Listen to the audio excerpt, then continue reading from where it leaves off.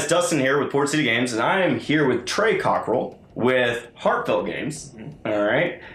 He is a game developer. How long ago was it whenever your first game came out? When It Hits Fan came out last year, towards the end of the year, around fall. I don't even remember the month now. Oh, wow. It's been a while. That's like your child's birthday. No. Okay. All right, well... I do know my child's birthday, though. Good. Awesome. That's awesome because here locally, here in Shreveport, there really isn't a big buzzing, culture when it comes to like game development. We do have our small little huddles of, geek and gaming culture, right? But there doesn't seem to be an overall arcing, like, here is our industry. Here's the gaming industry. Here's how you can get involved in it and whatnot. It's just mainly kind of like, here's where you can go and play a few games, maybe meet some few people, and that's kind of where it stops. Mm-hmm. So where is the industry right now, and where do you fit in? I think to talk about now, probably have to go a little bit further back. Okay. While I was growing up, there wasn't really a whole lot of a culture, at least in North Bossier. There may have been something in Shreveport, but I didn't see any of that. Okay. A lot later, I started noticing all these geek kind of culture places come up.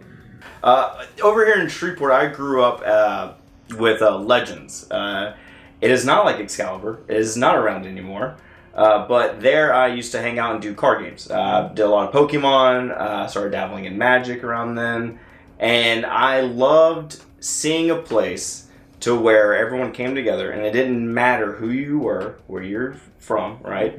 Mm-hmm. We've spoken about how like the gaming and geek culture thrives on differences, right? Different people, ages, sex. I think even more than that, the specialty of geek culture and geekdom is that it doesn't divide people into those different things. It combines them into one. Geek, nerd, whatever you want to be called of those kind of two things, that's what you are. You're just accepted. Right. So like moving on, like as I guess you started developing your own gaming habits and skills, mm-hmm. What made you finally like dive into wanting to make games?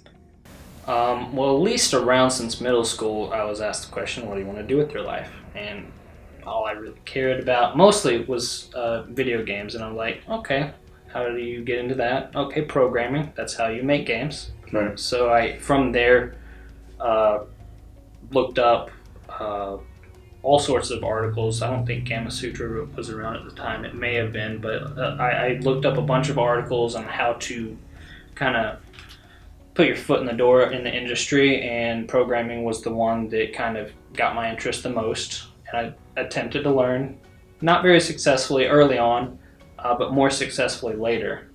And it took until after college and even after getting married to finally push myself to sit down and say, all right, this has got to get done sometime or another. So I decided to learn Java, Python, a couple other languages, but Java's the one that's stuck for when it hits the fan, especially. Right. And just kind of played with things. Made like a tic-tac-toe game, which is still to this day unfinished. Oh wow! Okay. Made a Lights Out clone, which is finished. That's on Android. It's called Blackout Grid.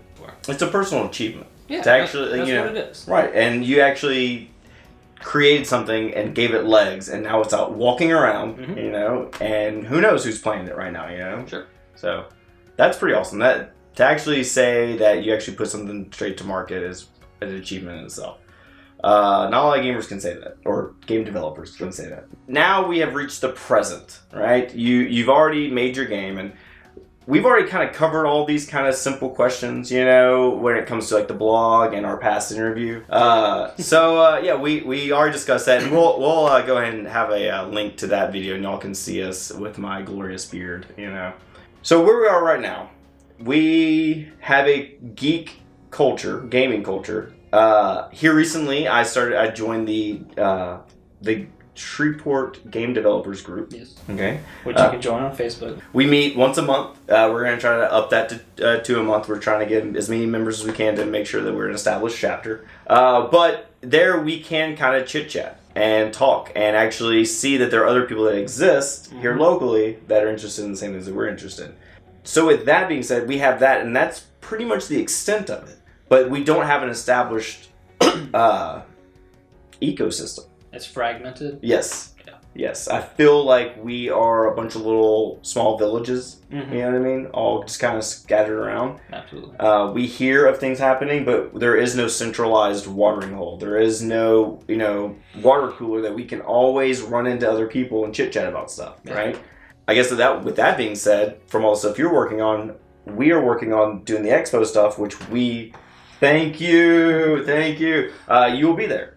Yeah, and you'll be presenting your game, and we want this to be a platform for anyone to do that. Anyone that has created a game, in the development of a game, or has this really cool idea they want to flesh out. Yeah, and I'll be the first to say, even if you don't have a finished game, if you have a prototype that you want to show off, that going to cons, going to expos, going to any place where you can show other people to play your game, test it, do anything with your game, interact with your game at all. Right. All the feedback is useful. Well, I won't say all the feedback, but you get to know it's people. Extremely helpful to watch people play your game and tell you what went right, what went wrong, while they're actually playing it. Right.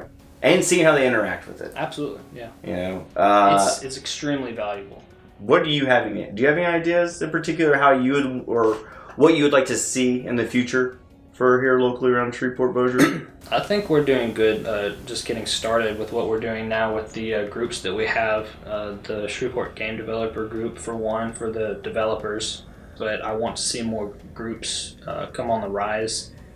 That's what we need. We just need to start the conversation, right? Sure. And that way, if we create that conversation, keep the momentum, I think eventually people will figure out, because everyone wants to help out and they want to see it grow, and it's just, how can we all do that? Yeah. Well, with all that being said, we can wrap it up.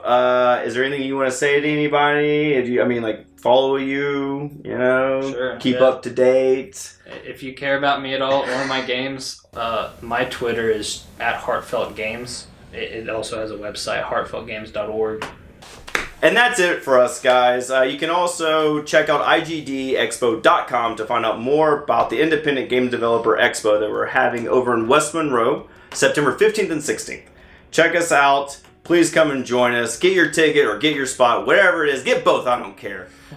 Thank you again, Trey. Sure thing. That's like the 5th thank you, and I hope you keep all the thank yous in the final edit. Take care, guys. Game on.